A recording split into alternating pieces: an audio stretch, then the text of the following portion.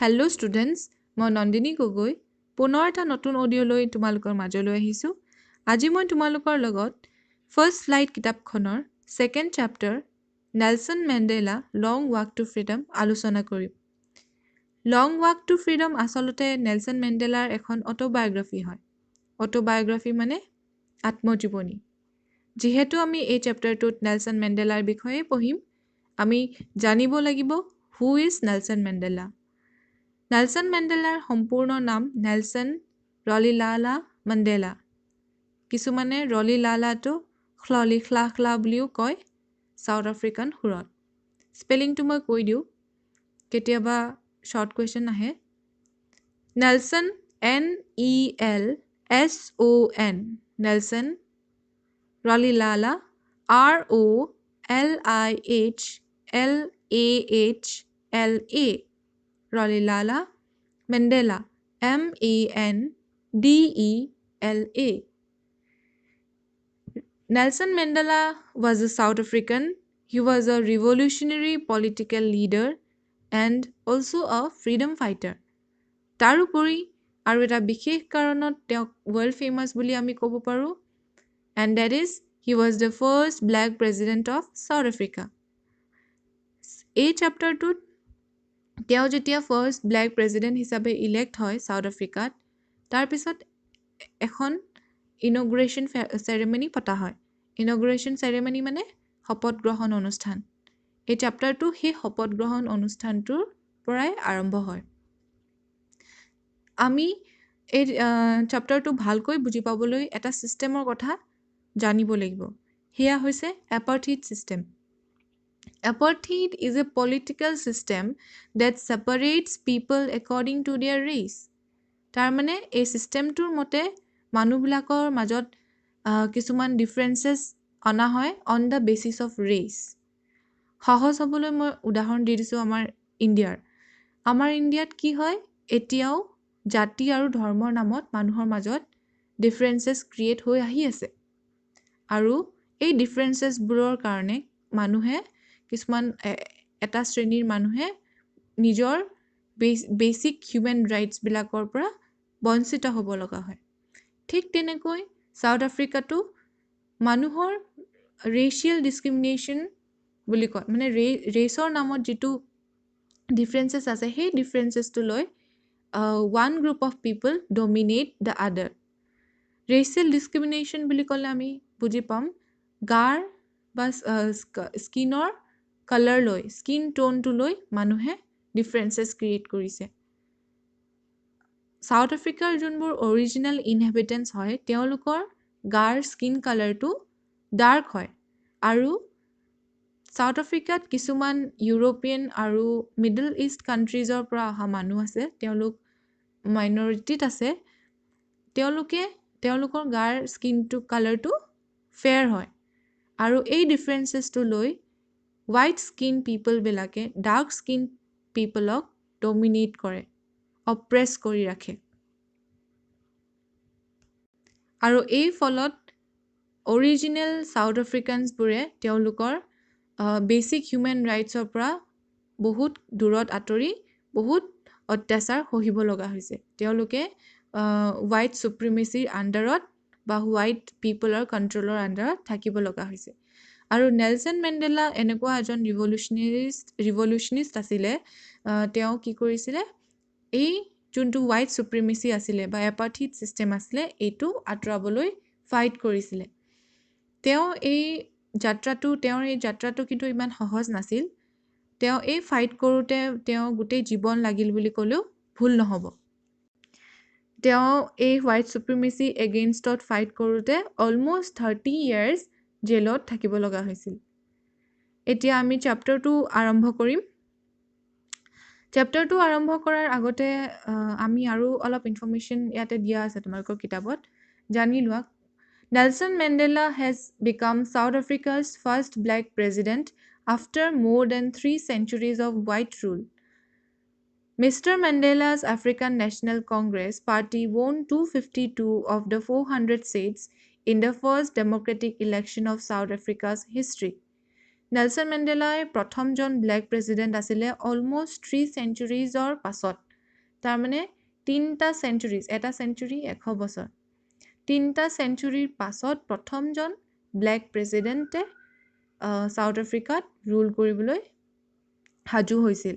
আৰু তেওঁ যোনটো পাৰ্টি হৈ ইলেকশ্যন খেলিছিলে সেই পাৰ্টিটোৰ নাম আছিল আফ্ৰিকান নেশ্যনেল কংগ্ৰেছ।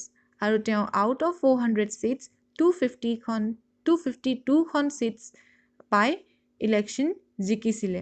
আৰু এই ইলেকশ্যনটো প্ৰথমটো গণতান্ত্ৰিক বা ডেমক্ৰেটিক ইলেকশ্যন আছিলে চাউথ আফ্ৰিকান কাণ্ট্ৰিখনত। The inauguration ceremony took place in the Union Buildings Amphitheatre in Pretoria today, attended by politicians and dignitaries from more than 140 countries around the world. আৰু কৈছে এই চেৰেমনিখন অনুষ্ঠিত হৈছিল প্ৰেটৰিয়া নামৰ এডোখৰ ঠাইত ইউনিয়ন বিল্ডিংছৰ এম্পিথিয়েটাৰ। এম্পিথিয়েটাৰ মানে এটা আমি ক্ৰিকেট ষ্টেডিয়ামৰ দৰে এটা হল বা এটা হল নহয়, ক্ৰিকেট ষ্টেডিয়ামৰ দৰে এডোখৰ ঠাই য'ত মাজত মুকলি ঠাই এডোখৰ থাকে, তাতে প্ৰগ্ৰামছবোৰ পতা হয় আৰু চাৰিওফালে মানুহে বহিব পৰাকৈ বেলকনিৰ দৰে বনোৱা থাকে। মানুহে ঘেৰিত বহি পেলাই মাজত অনুষ্ঠানটো উপভোগ কৰে। আৰু কৈছে যে সেই অনুষ্ঠানটোলৈ 140খন বেলেগ বেলেগ কাণ্ট্ৰিৰ পৰা ডিগনিটেৰিজ আৰু পলিটিচিয়ানছ আহি সাজু হৈছিল। ডিগনিটেৰিজ মানে যোনবোৰ হাই অফিচিয়েল বা হাই ৰেংকৰ মানুহ থাকে, আৰু পলিটিচিয়ানছ মানে ৰাজনীতিবিদ। আৰু ইয়াতে কৈছে নেলছন মেণ্ডেলাই never again will this beautiful land experience the oppression of one by another. আৰু এই ধুনীয়া ঠাইডোখৰ বা এই ধুনীয়া দেশখনে কেতিয়াও আৰু দুনাই অন্য মানুহৰ অত্যাচাৰ সহিব লগা নহয়।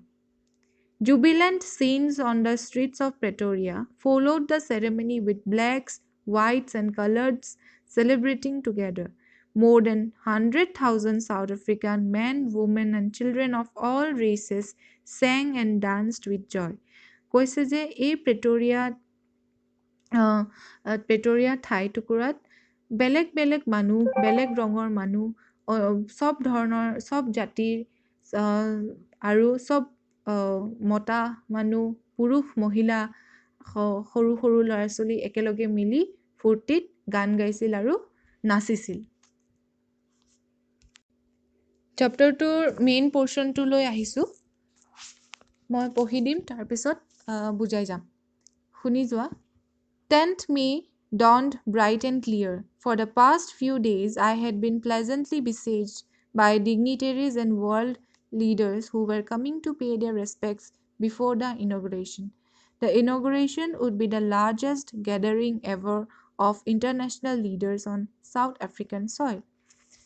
কৈছে যে সেইদিনাখন 10th May আছিল আৰু ইলেকশ্যনটো হৈছিল বা সেই বছৰটো আছিল 1994। আৰু সেই 10th May 1994ৰ দিনা ৰাতিপুৱাটো বহুত ফৰকাল আৰু মুকলি আছিল।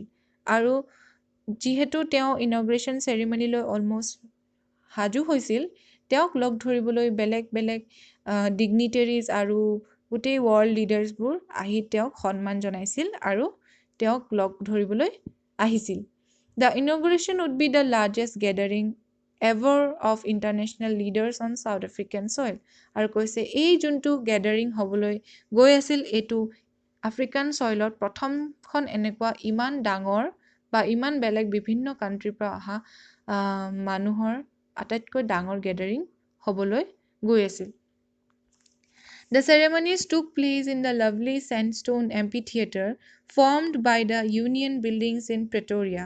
For decades, this had been the seat of white supremacy, and now it was the site of a rainbow gathering of different colors and nations for the installation of South Africa's first democratic non-racial government. ইয়াতে কৈছে চেৰেমনিখন পতা হৈছিল union buildings প্ৰেটৰিয়াৰ union buildings এম্পিথিয়েটাৰত পতা হৈছিল। আৰু কৈছে যে এই ঠাইডোখৰ মানে ইউনিয়ন বিল্ডিংছৰ এম্পিথিয়েটাৰ, ইয়াত আজি বহুত যুগ ধৰি বা বহুত বছৰ ধৰি হোৱাইট চুপ্ৰিমেচি চলি আছিল। তাৰমানে এই ঠাইটুকুৰালৈ black people were not allowed to gather. তেওঁলোকে অকল বগা মানুহবোৰ বা হোৱাইট চুপ্ৰিম পিপলবিলাকে আহি ইয়াত আলোচনা কৰিছিল, তেওঁলোকে মিটিং পাতিছিল। কিন্তু আজি প্ৰথমবাৰৰ কাৰণে বেলেগ বেলেগ ৰঙৰ মানুহে একগোট হৈ ছাউথ আফ্ৰিকাৰ প্ৰথমখন গণতান্ত্ৰিক চৰকাৰ গঠন কৰিবলৈ সাজু হৈছিল। On that lovely autumn day, I was accompanied by my daughter Janani. আৰু সেই ধুনীয়া দিনটোত তেওঁক তেওঁৰ ছোৱালী জেনানীয়ে সহযোগ কৰিছিল। On the podium, Mr. de Klerk was first sworn in as deputy president. Then Thabo Mbeki was sworn in as first deputy president. আৰু তেওঁৰ আগতে ফাৰ্ষ্ট ডেপুটি প্ৰেছিডেণ্ট আৰু ছেকেণ্ড ডেপুটি প্ৰেছিডেণ্টে শপত গ্ৰহণ কৰিছিল। ফাৰ্ষ্ট ডেপুটি প্ৰেছিডেণ্টজনৰ নাম আছিল থাবো বেকি আৰু ছেকেণ্ড ডেপুটি প্ৰেছিডেণ্টজনৰ নাম আছিল mister D Clark. When it was my turn, I pledged to obey and uphold the Constitution and to devote myself to the well-being of the Republic and its people. আৰু কৈছে যেতিয়া মোৰ টাৰ্ণ আহিল তেতিয়া মই শপত গ্ৰহণ কৰিলোঁ, শপত ল'লোঁ যে মই সদায় সংবিধানৰ মতে আৰু সংবিধানৰ নিয়ম কানুনবোৰ মানি চলিম আৰু মই নিজকে ছাউথ আফ্ৰিকাৰ মানুহবোৰলৈ নিজকে সমৰ্পণ কৰিছোঁ। To assembled guest and watching the world, I said, তেওঁ এটা স্পীচ দিছিল, ডিৰেক্টলি স্পীচটো তেখেতে ইয়াত লিখি দিছে, তেওঁ কি বুলি কৈছিল।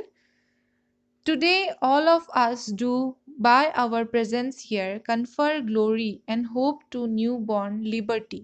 Out of the experience of an extraordinary human disaster that lasted too long, must be born a society of which all humanity will be proud.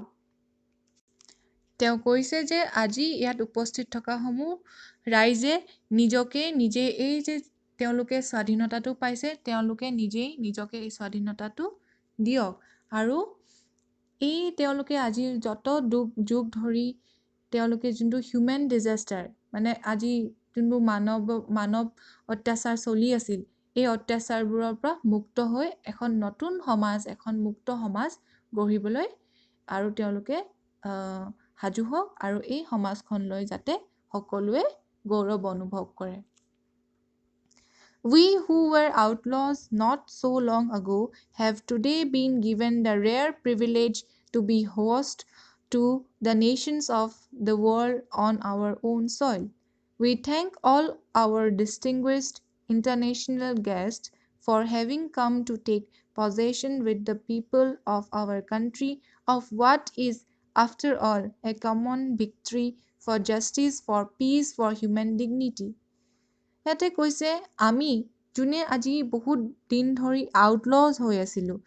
আউটলজ মানে ইয়াতে তোমাৰ কি হৈছিল, এপাৰ্থিড ছিষ্টেমটোৰ কাৰণে ছাউথ আফ্ৰিকাক বহুত কাণ্ট্ৰিয়ে একাষৰীয়া কৰি দিছিল, মানে তেওঁলোকৰ লগত সম্পৰ্কটো কমাই দিছিল। সেইকাৰণে কিন্তু আজি সেই সকলো কাণ্ট্ৰি আহি উপস্থিত হৈছে আৰু তেওঁলোকে সেই সমূহ কাণ্ট্ৰিক তেওঁলোকে হোষ্ট কৰিবলৈ পাৰিছে। তেওঁলোকে তেওঁলোকে সেই সকলোবোৰ কাণ্ট্ৰিক তেওঁলোক আজি আদৰিবলৈ সাজু হৈছিল আৰু তেওঁলোক সকলোকে এই common victory for justice, for peace, for human dignity এই সকলোবোৰ তেওঁলোকে এটেণ্ড কৰাৰ কাৰণে বা ভিক্টৰীটো যোনটো জাষ্টিচৰ এটা ভিক্টৰী হ'ল, পিচৰ এটা ভিক্টৰী হ'ল আৰু হিউমেন ডিগনিটিৰ এটা ভিক্টৰী হ'ল, হিউমেন ৰেচপেক্টৰ ভিক্টৰী হ'ল, সেই সকলোবোৰ তেওঁলোকৰ লগত সহযোগ কৰিবলৈ অহা বাবে তেওঁলোকক থেংক ইউ কৈছে। We have at last achieved our political emancipation. We pledge ourselves to liberate all our people from the continuing bondage of poverty, deprivation, suffering, gender and other discrimination. আৰু আমি শেষত কি হ'ল, আমি আমাৰ পলিটিকেল ইমানচিপেশ্যনটো পালোঁ, মানে পলিটিকেল আমি ফ্ৰীডমটো পালোঁ।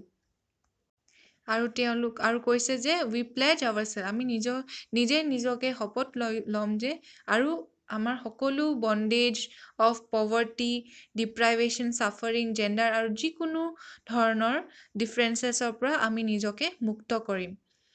Never, never again, never, never, and never again shall it be that this beautiful land will again experience the oppression of one by another. আৰু এই ধুনীয়া দেশখনে আৰু দুনাই কেতিয়াও এনেকুৱা ধৰণৰ অত্যাচাৰ সহিবলৈ লগীয়া নহয়। The sun shall never set on so glorious a human achievement. আৰু এনেকুৱা এটা মানৱ হিউমেন এচিভমেণ্ট হ'ল, সিহঁতত এচিভমেণ্ট হ'ল, ইমান দিন ধৰি যুগ ধৰি তেওঁলোকে এই অত্যাচাৰ সহি আছিলে, কিন্তু আজি প্ৰথমবাৰৰ কাৰণে গণতান্ত্ৰিক ইলেকশ্যন হৈ নেলছন মেণ্ডেলাই জিকি আজি গণতান্ত্ৰিকভাৱে তেওঁলোকে এখন চৰকাৰ গঠন কৰিবলৈ গৈ আছিল। সেইটো হৈছে তেওঁলোকৰ এটা এচিভমেণ্ট। আৰু এই এচিভমেণ্টত বেলিটো যাতে কেতিয়াও মাৰ নাযায় বুলি তেওঁ কৈছে। শেষত কৈছে, let freedom reign, God bless Africa. যিহেতু চেপ্টাৰটো বহুতখিনি দীঘল হয়, মই পাৰ্টকৈ দিম। আজি পাৰ্টটো ইয়াতে সামৰি দিছোঁ।